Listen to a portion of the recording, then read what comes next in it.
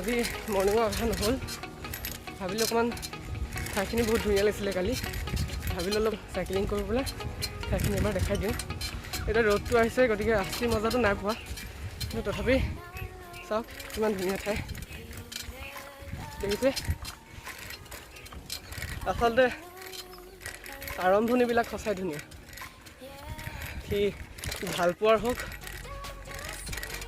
বিবাহৰ হওক কিবা আপুনি চাকৰি পাইছে জব হওক আৰম্ভণি দিনবিলাক সঁচাকৈ ধুনীয়া ঠিক একেদৰে ৰাতিপুৱাটো দিনটোৰ আৰম্ভণি গতিকে ৰাতিপুৱাটো সদায় ধুনীয়া আৰু সেই ধুনীয়াটো উপভোগ কৰিবলৈ আহিছিলোঁ আজি অলপ দেৰি হৈ গ'ল একো নাই আমি কেতিয়াও আৰম্ভণি কৰিবলৈ পিছ হুহুকিব নালাগে যেতিয়া পাৰোঁ আৰম্ভণিটো কৰিব লাগে একো নাই কি হ'ল আমি ৰৈ গ'লোঁ ৰাতিপুৱা সোনকালে নোৱাৰিলোঁ একো নাই এতিয়া আৰম্ভণি কৰোঁ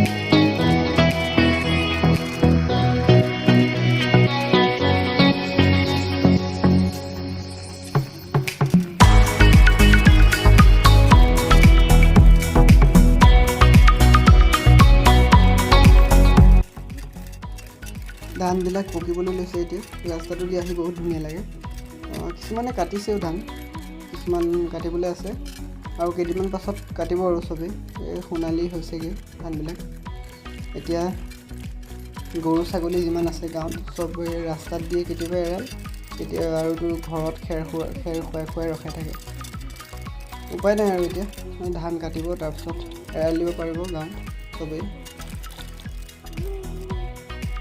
এই ঘৰটো যে দেখিছে এই ঘৰটো এইখিনিতে মানুহ এজন থাকে ৰাতিপুৱা 5টা মানৰ পৰা ইয়াত মাছ মাৰি থাকে কালি লৈ গৈছিলোঁ মাছ গুড়া মাছ যে এই সৰু মাছবিলাক ইয়াতে লৈ গৈছিলোঁ 20 টকা পোৱা এগালমান দিয়ে খালি পোৱা 20 টকা বুলি কয় 300 গ্ৰামমান দি দিয়ে টেষ্টি হয় লোকেল মাছ খাবলৈ আৰু মৰিগাঁৱতো মাছৰ কাৰণে ফেমাছ আৰু মানে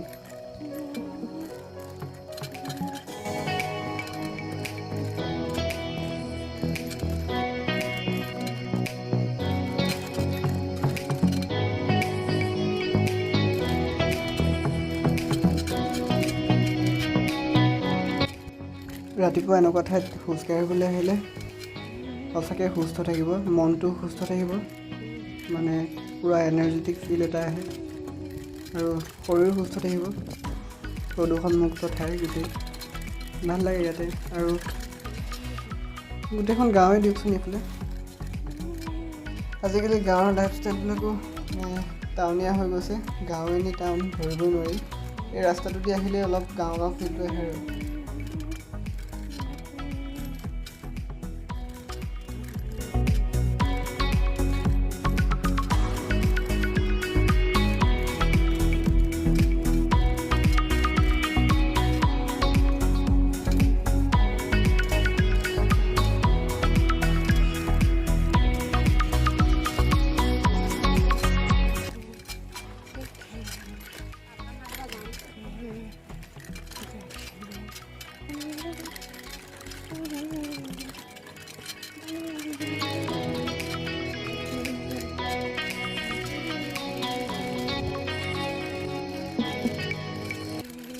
এতিয়া আমি যাম এঠাইলৈ মানে নৰেন মেধি বুলি এজন মানুহ আছে যিজনে প্ৰায় 40 বছৰ ধৰি বাঁহৰ ডলা চালনীবিলাক পাচি খৰাহিবিলাক বনাই যে সেইবিলাক বনাই আছে 40 বছৰৰ পৰা বনাই আছে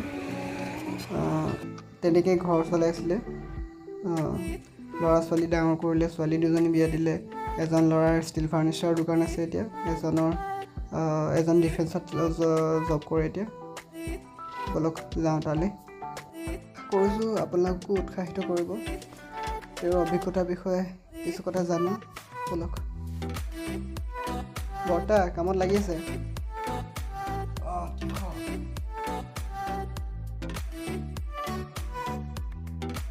মানুহেতো জানেই আৰু আজিকালি টাউনত প্লাষ্টিকৰ ডলা ওলোৱা হ'ল, কিন্তু এয়া চাওক আজিও এয়া পাচি ডলা খৰাহী গাঁৱত এতিয়াও বনে আৰু এতিয়াও মানুহে ব্যৱহাৰ কৰে আগৰ নিচিনাকৈ। কিমান দিনৰ পৰা বনাই আছে আপুনি? মই এইটো বনোৱা প্ৰায় 40 বছৰমান হ'ল। 40 বছৰ? 40 বছৰ পৰা মানে ব্যৱসায় কৰি আছে নে প্ৰথমতে শিকিছিলে, ঘৰত বনাইছিলে নে? মই এইটো শিকা হ'ল LP স্কুলত পঢ়ি থকা সৰু কালতে। আমাৰ ককা দেউতাই আমাৰ ঘৰত ডলা বনায়। ডলা বনাওঁতে তমাল তুলি থৈ আধা বোৱা এসপ্তাহমান লাগে এখন ডলা বহোঁতে। তাকে তেতিয়া মই শিকিছোঁ। তাৰপৰা মই ডাঙৰ হ'লোঁ, বিয়া পাতিলোঁ। বিয়া পতাৰ পিছত ঘৰৰ পৰা বেলেগ হ'লোঁ আৰু বেলেগ হোৱাৰ পিছত আৰু বহুত দিন শাক চব্জি বেপাৰ কৰিলোঁ, গেলা তামোলৰ বেপাৰ কৰিলোঁ। সেইটো খুব কষ্ট লাগে বজাৰ চাইকেল লৈ ফুৰাৰ কাৰণে। তাৰপৰা চিন্তা কৰিলোঁ ডলা কাম কৰি চাওঁচোন, ডলা কামত কেনেকুৱা লাগে। তাৰপৰা গৈ মই ডলা কাম সেয়া বাদ দি ডলা কাম কৰিলোঁ। ডলা কাম কৰি প্ৰথম ডেইলি এখন উলিয়াইছিলোঁ, কষ্ট কৰি ইয়াত 5 টকাকৈ বেচিলোঁ এখন ডলা। তাৰপৰা 5 টকা। এতিয়া কিমান হ'ল? এতিয়া 200 টকা। 150 পৰা 200 ভিতৰত। সেইকাৰণে বেছি কৰি বেছি ঘৰ চলাইছিলোঁ। তাৰপৰা প্ৰথম এখন বনাইছিলোঁ। তাৰপৰা কিছুদিন কাম কৰাৰ পিছত হাতখনৰ খৰ হ'ল। চিন্তা কৰোঁ 2খন ডলা পাৰিম নেকি দিনত। তাৰপৰা 2খন ডলা পাৰিলোঁ। তাৰপৰা সেই 2খন ডলা কৰোঁতে সময়টো আগত থাকি যায় দিনটো। তাৰপৰা চিন্তা কৰোঁ 3খন পাৰিম নেকি। তাৰপৰা 3খনো পাৰিলোঁ। মানে 3খন 2-3 বছৰ এনেকৈ কৰিলোঁ। কৰি লৈ তেতিয়া আকৌ হাতটো সৰহকৈ চলিল। তাৰপৰা চালোঁ 4খন পাৰিম নেকি। 4খনো কৰিলোঁ। 4খন বহুদিন কৰিলোঁ। তাৰ মাজতে কেতিয়াবা অতি হেৰি হ'লে কিবা এটা ইচ্ছা গ'লে কেতিয়াবা 5খন ডলা বনাওঁ অকলশৰে মই। ইয়াত মোৰ কোনো কাৰো হাতৰ সহায় নাই। এই কামকে কৰি মই বাঁহ কাটি নিজে তমাল চাচি বাঁহ আনি ঘৰৰ বাঁহ নহয় কিনা বাঁহ কিনি লৈ পেলাই সেইখন ডলা কাম কৰি ঘৰ চলাই আছিলোঁ। তাৰপিছত এতিয়া মই ডলা কাম কৰি তাৰ মাজতে এতিয়া তেনেকৈ গোটেই মানে এতিয়া মই সংসাৰখন সেনেকৈ চলালোঁ। চলাই ল'ৰা ছোৱালী বিয়া বাৰু দিলোঁ, পঢ়ালোঁ। আৰু ল'ৰাও ডাঙৰ ল'ৰাটো এতিয়া গিলৰ দোকান দিয়ে আৰু সৰু ল'ৰাটো ডিফেন্সত চাকৰি কৰিছে। এনেকৈ কৰি তথাপিতো মই সিহঁতক আশা কৰিবলৈ হেৰি কৰা নাই। নিজে কৰ্মটো নিজৰ স্বাস্থ্যটোৰ কাৰণে কৰ্মটো কৰি থাকোঁ। এতিয়া মাজতে মই পাচিৰ কামো শিকিলোঁ। এতিয়া পাচিও বনাওঁ, তাৰপৰা চালনী বনাওঁ, খৰাহী বনাওঁ, ডলা বনাওঁ, বৰ চালনী বনাওঁ। বাঁহৰ ঘৰখনত যিটো বস্তু লাগে গোটেইখিনি জানো।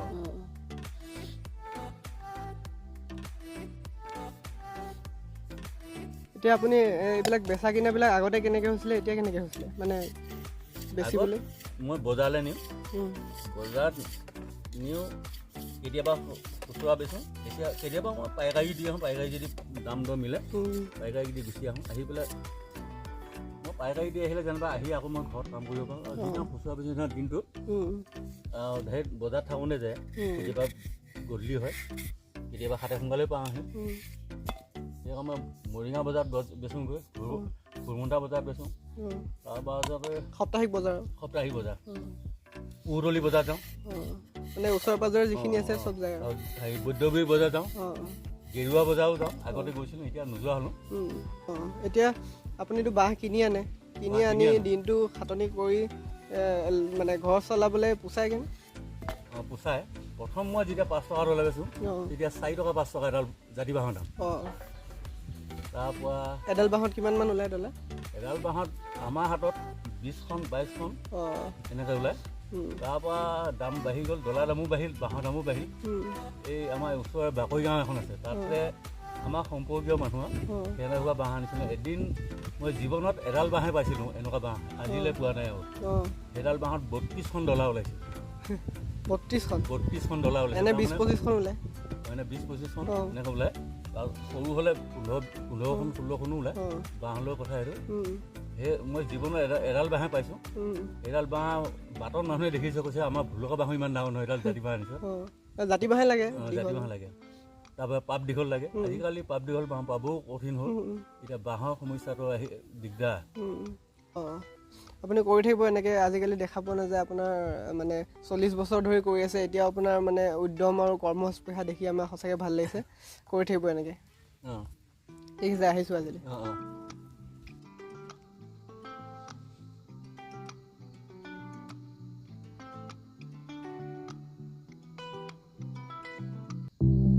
এতিয়া ঘৰ যাওঁগৈ। আশা কৰিছোঁ ভিডিঅ'টো চাই ভাল লাগিলে। আমাৰ ঔগুৰি গাঁওখন কেনেকুৱা লাগিলে এবাৰ জনাব কমেণ্ট কৰি।